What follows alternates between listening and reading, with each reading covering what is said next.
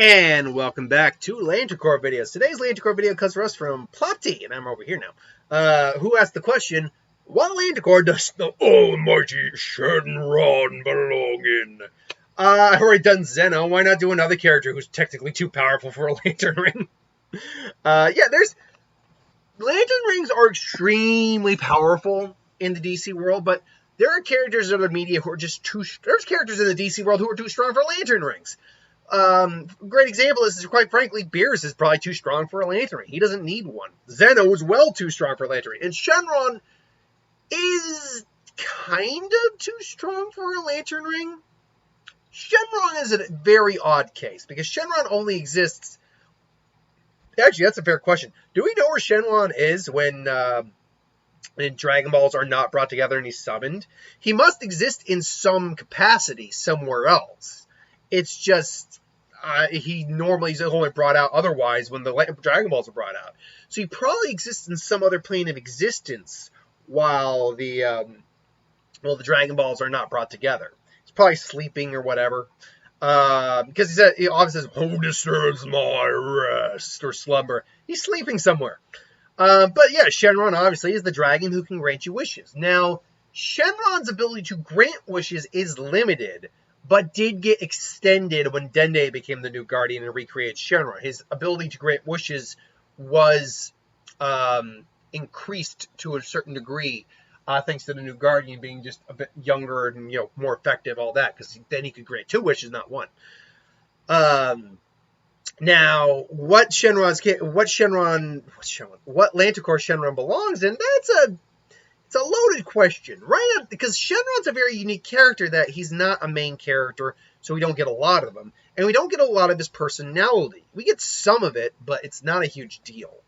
Or it's not a huge part of the series, I should say, because he's not the main character. He only shows up when you need him. So, right at the gate, Green doesn't work because we just don't know anything about Great Fear, and he's scared to death of Beerus. Fear isn't very good because, honestly, he's not something most people are afraid of. He's something people go after. If anything, you might say he could encompass avarice because people oftentimes seek him for their own greedy nature. But that itself doesn't mean he's an avarice lantern. Rage doesn't work because we don't see really any anger in him. It's just, this is the way I am, what? Love, because it doesn't work for obvious reasons. We have no idea if he has any sort of romantic love or anything like that. Indigo, I actually don't think works because we don't know how he is, compassionate or otherwise. We just don't see enough of that of his personality. And as I said, avarice doesn't work. So what else is there?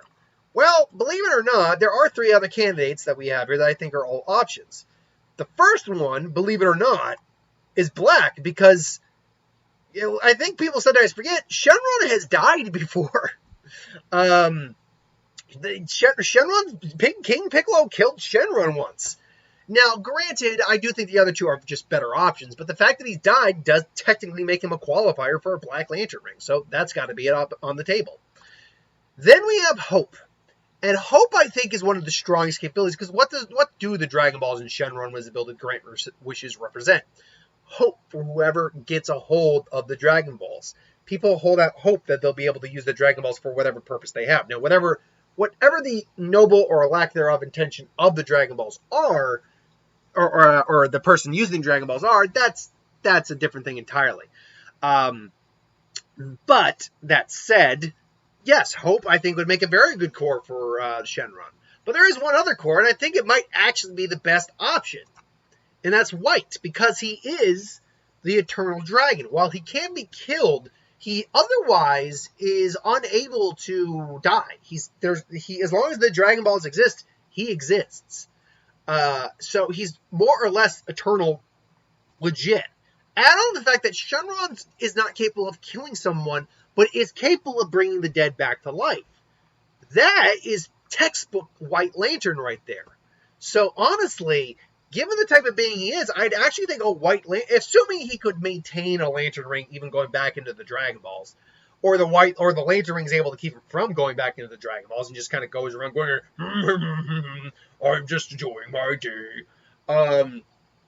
Yeah, Shenron would be a White Lantern in my opinion. Now, if you go in the order, it would be White, blue, and then black. That would be the descending order. But I think our big green guy here is actually a big. Wow, that was about to come off really wrong. I was about to say our big green guy's a big white guy. Wait, what? But yeah, the Japanese dragon is actually a white guy. But no, obviously Shenron I think is a white lantern. But that's just my opinion.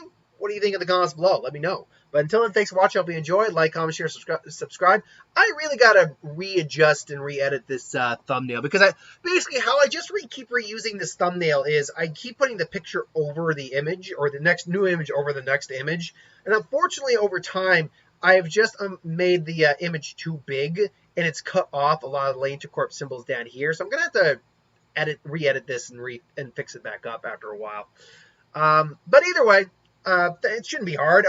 I'll say this though, it wasn't as easy as you think to find all of these specific images for the Lantern Corp symbols.